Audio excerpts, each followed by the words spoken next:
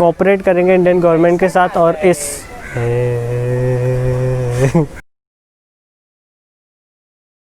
नमस्कार, सलाम, सत श्री अकाल, welcome to my YouTube channel Ankit vlogs. तो दिनों बाद कुछ खुशी की खबर सुनाई दी है।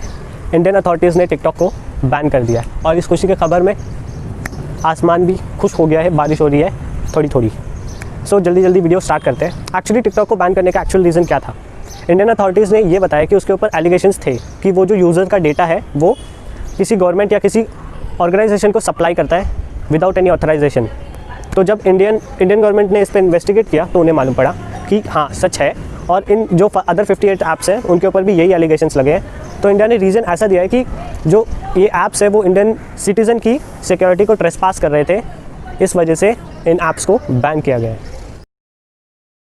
तो अब बात करते हैं चाइनीज़ अथॉरिटीज़ ने इस बैन पे, इन 59 ऐप्स के बैन पे क्या रिएक्शन दिया। एक्चुअली चाइनीज़ गवर्नमेंट इस बारे में बहुत कंसर्न हो गई और उन्होंने इंडियन गवर्नमेंट से कहा कि इसको इन्वेस्टिगेट करें और ये जो एलिगेशंस इन्होंने इन ऐप्स पे लगाए हैं उसको क्लैरिफाई करें, मतलब इस पे इन्वेस्टिगेट करके उन एलिगेशंस को हटाएं, या तो फिर उन्होंने वार्निंग दी है कि हम इंटरनेशनल लेवल पे कुछ करेंगे जो इंडिया को अफेक्ट कर सकता है। अब बात करें चाइना की। चाइना ने अमेरिका के बहुत से ऐप्स पर बैन लगा रखा है और यूएस ने भी चाइना के बहुत से ऐप्स पर बैन रखा रखा है। अगर आप अपने साथ वो व्यवहार नहीं चाहते तो आप दूसरों के साथ वो व्यवहार क्यों कर रहे हो? एक पॉइंट ये भी बन जाता है ना।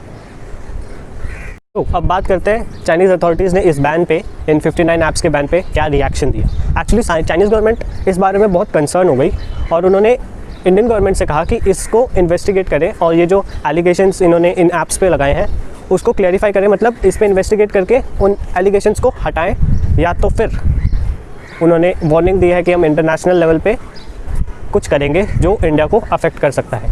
अब बात करें चाइना की। चाइना ने अमेरिका के बहुत से ऐप्स पर बैन लगा रखा है और यूएस ने भी चाइना के बहुत से ऐप्स पर बैन रखा रखा है। अगर आप अपने साथ वो व्यवहार नहीं चाहते तो आप दूसरों के साथ वो व्यवहार क्यों कर रहे हो? एक पॉइंट ये भी बन जाता है ना। बात करते हैं इंडियन टिकटॉक अथॉरिटीज़ ने इस पर क्या रिएक्शन दिया। जैसे ही बैन की खबर आई उन्होंने एक अपडेट जारी कर दिया कि हम इस मैटर में गवर्नमेंट के साथ कोऑर्डिनेट करेंगे, उनका पूरा सहयोग देंगे, और उन्होंने कुछ स्टेटमेंट्स दिए जो मैं आपको बताना चाहूँगा। उन्होंने बताया कि टिकटॉक का जो यूज़र बेस है वो बहुत बड़ा है। उन्होंने पीएम रिलीफ फंड में 30 करोड़ का डोनेशन दिया है। अब ये बात उन्होंने क्यों कही पता नहीं। अब इंडिया इतनी गरीब देश नहीं है कि आपका 30 करोड़ वापस नहीं कर सकती। पता नहीं क्या रीज़न था इसको बताने का। उन्होंने ये भी बताया कि ये इंडिया के 14 लैंग्वेजेस में अवेलेबल है, और उन्होंने ये भी क्लेम किया है कि जो एलिगेशंस उन पर लगे हैं वो सारे फॉल्स हैं। वो कोई भी डेटा किसी को भी प्रोवाइड नहीं करते और उनसे किसी भी सिटीज़न को ख़तरा नहीं है। एक और दावा उन्होंने किया है, introduction to internet through TikTok हुआ। अब ये पता नहीं कैसे। ये बताते हुए बहुत खुशी हो रही है कि इंडिया ने जब इन ऐप्स को बैन किया तो सिर्फ टिकटॉक को अकेले को $6 बिलियन का लॉस हुआ है। एक्चुअली टिकटॉक की जो पेरेंट कंपनी है बाइट डांस, उस कंपनी को $6 बिलियन का एस्टिमेट लॉस हुआ है, और ये लॉस डे बाय डे बढ़ता जा रहा है। इसलिए चाइनीज़ गवर्नमेंट और अथॉरिटीज़ ने इस मामले में एक कंसर्न दिखाई, अपनी चिंता बताई है। अब बात करें फेमस टिकटॉकर्स की, तो मैं एक बात कहना चाहूँगा कि टिकटॉकर्स को क्रिंज बोला जाता है, मतलब उनको हेट्स मिलता है, पर उनके फ़ैन बेस भी है। अब मैं एक बात बोलना चाहूँगा कि अगर आपसे आपका प्लेटफॉर्म छिन गया है तो आप दुखी तो होगे, पर if you are a real talent, अगर आप एक रियल टैलेंट हो तो आप कहीं पे भी ग्रो कर सकते हो। बहुत से प्लेटफॉर्म हैं अभी भी। तो भाई बात कुछ ऐसी है कि ग्रो करना है ना, यूट्यूब पे भी कर सकते हो, इंस्टाग्राम पे भी कर सकते हो और फेसबुक पे भी कर सकते हो, जो कि बहुत से टिकटॉकर्स अभी स्टार्ट कर दिए हैं। उन्होंने सपोर्ट मांगा है अपने फैंस से कि वो यूट्यूब पे, टिकटॉक पे, यूट्यूब पे, इंस्टाग्राम पे और फेसबुक पे उनका सपोर्ट करें। देखो भाई, तुम्हारी फ़ैन फॉलोइंग, तुम बोलते हो कि टिकटॉक पे इतनी है, और वही फ़ैन फॉलोइंग आपको यूट्यूब पे भी तो सपोर्ट कर सकती है ना। अब बात करें पबजी को इंडिया में बैन क्यों नहीं किया गया। एक्चुअली ये जो बैन का सिलसिला है इसको एक राउंड 1 की तरह लिया जा रहा है, और लोग बोल रहे हैं और सोर्सेस बता रहे हैं कि राउंड 2 के ऐप्स भी डिक्लेयर होंगे जल्द ही। अब संभावनाएं हैं कि पबजी राउंड 2 वाले ऐप्स लिस्ट में आ सकता है।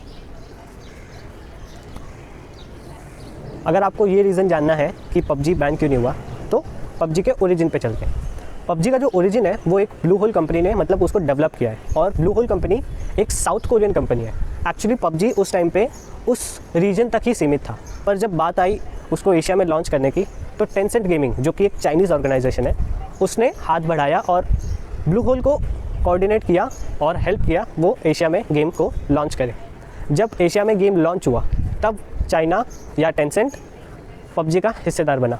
अब बात करते हैं क्या ये डेटा किसी को देता है, तो अभी तक कोई भी कंप्लेंट ऐसी नहीं आई है कि पबजी किसी को डेटा प्रोवाइड करता है, किसी कंट्री को डेटा प्रोवाइड करता है या किसी ऑर्गेनाइजेशन को डेटा प्रोवाइड करता है। पबजी के पास एक स्कैनर है जो सारे डेटा को प्रोटेक्टेड रखता है और ये उन्होंने इंडियन गवर्नमेंट के साथ भी शेयर किया है। मतलब ये सब फुल्ली कॉन्फिडेंशियल होता है और उन्हीं के पास रहता है, इसलिए पबजी को फर्स्ट राउंड में तो लिया नहीं। अब सेकेंड राउंड की बात करें तो ऐसी संभावनाएं है कि पबजी को भी ले सकते हैं, क्योंकि यूथ जो है ना वो टिकटॉक और पबजी में ऐसा डूब गया है कि कभी कभी ऐसा लगता है कि सही में जॉब प्रोफाइल में पबजी के बारे में या टिकटॉक के बारे में पूछा जाएगा, लिटरली। बात करें मेरे ओपिनियन की, ये बहुत ही अच्छा और एक छोटा स्टेप था इंडिया का इन चाइनीज़ ऐप्स को बैन करने का। और सच्ची बात बताऊं, मेनली जो टिकटॉक है उस पर एम्फेसाइज क्यों किया जा रहा है, क्योंकि जो पूरा यूथ था, स्पेशली जो टीनेजर्स थे, वो इतना एडिक्टिव हो गए थे कि वो 3-3, 4-4 घंटे टिकटॉक पे ही गुजारते थे। और टिकटॉक पे एंडलेस कंटेंट था कि नहीं। टिकटॉक पे आप स्वाइप करते रहो, आपको वीडियोस मिलते जाएंगे। और वो इतना एडिक्टिव हो गया था कि अगर बंदा सोच के बैठता है कि मैं आधे घंटे बैठूंगा, पर जो स्वाइप करता रहता है उसे खुद नहीं मालूम पड़ता कि वो कितनी देर तक स्वाइप करता रहा और वीडियोस देखता रहा। तो ये बहुत ही एडिक्टिव ऐप हो गया था हम यंगस्टर्स के लिए और ये हमें एक गलत वे में लेके जा रहा था। तो इसको बैन करना इस वजह से भी ज़रूरी था। अब बात करें सिक्योरिटी ब्रीच की, तो ये कंप्लेंट्स थी, इंडिया को इसके अगेंस्ट जाना ही पड़ना था। So thank you for watching this video. बारिश होने लगी है तो मैं यहीं पे वीडियो ख़त्म करता हूँ।